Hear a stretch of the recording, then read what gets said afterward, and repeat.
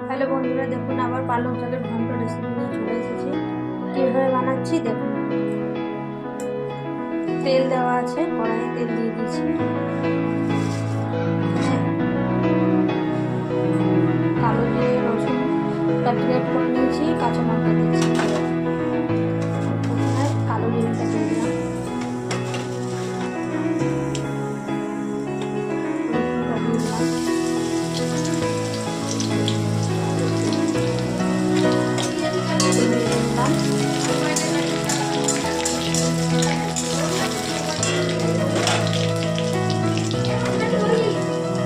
কাঁচা লঙ্কা,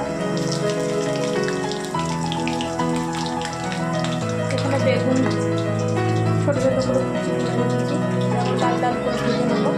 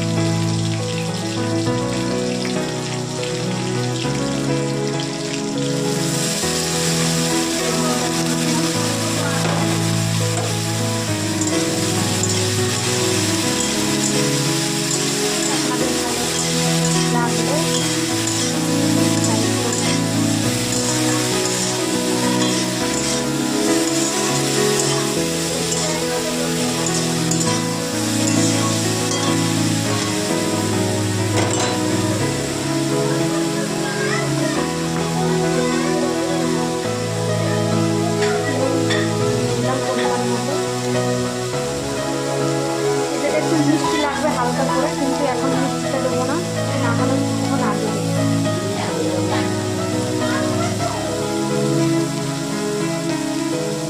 হালকা হলুদও দিয়ে দেবো।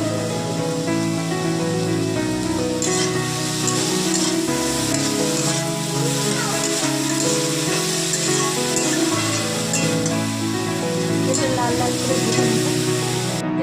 আমি লাল লাল করে এখানে ভেজে নিয়েছি। এবার বেগুনটাকে আমি তুলে নেবো, আবার একটু তেল দেবো। বেগুনটাকে তুলে নিয়েছি, এই বাদামটাকে ভেজে নেবো। অনেকে বড়ি দেয়, আমি বাদাম দিচ্ছি।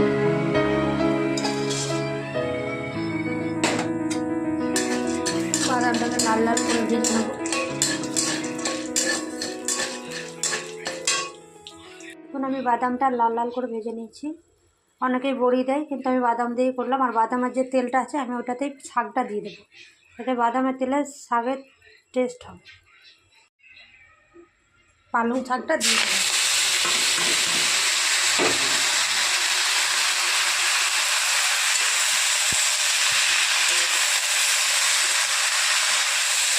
পালং শাকটা বেশ ছোটো ছোটো করে কেটে নিয়েছিলাম।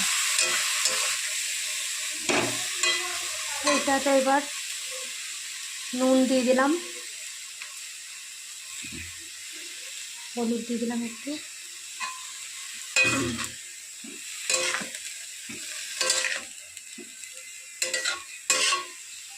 এটা নেড়ে চেড়ে ঢাকা দিয়ে দেবো। শাকটা জল যে বেরোচ্ছে সেটা টানবে, একটু শুকনো শুকনো হবে।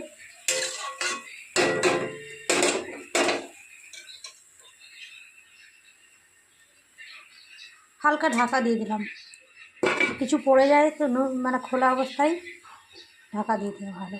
ঢাকনাটা খুলে দিই। শাকটা হয়ে গেছে, শুকনো শুকনো হয়ে গেছে। আমি এবার বেগুনটা দিয়ে দেবো।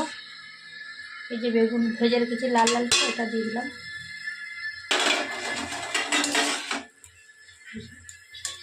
খুব সুন্দর একটা কালারও হয়েছে দেখতে, খেতেও খুব সুন্দর টেস্ট। এই বাদাম ভাজাটাও দিয়ে দিলাম আমি। এইবার ভালো করে এটাকে নেড়ে নেবো। আমি ক্যামেরাটা একাই করছি, আর এইদিকে রান্না করতে গেলে একটু বেঁকে যাচ্ছে, কিছু মনে করবেন না।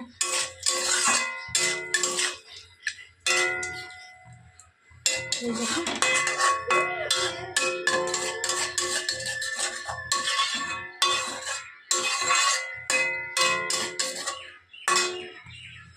আর একটু স্বাদ মতো চিনি দিয়ে দিলাম। আমি হাতে করে দিলাম এটা, কারণ এইভাবে ছড়াবো, ওই জন্য হাতে করে দিলাম।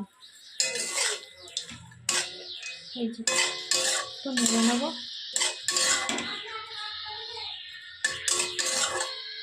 এবার একটা জায়গায় ঢেলে নেবো। এখন হয়ে গেছে, আমি একটা প্লেটের মধ্যে নিয়ে নিয়েছি।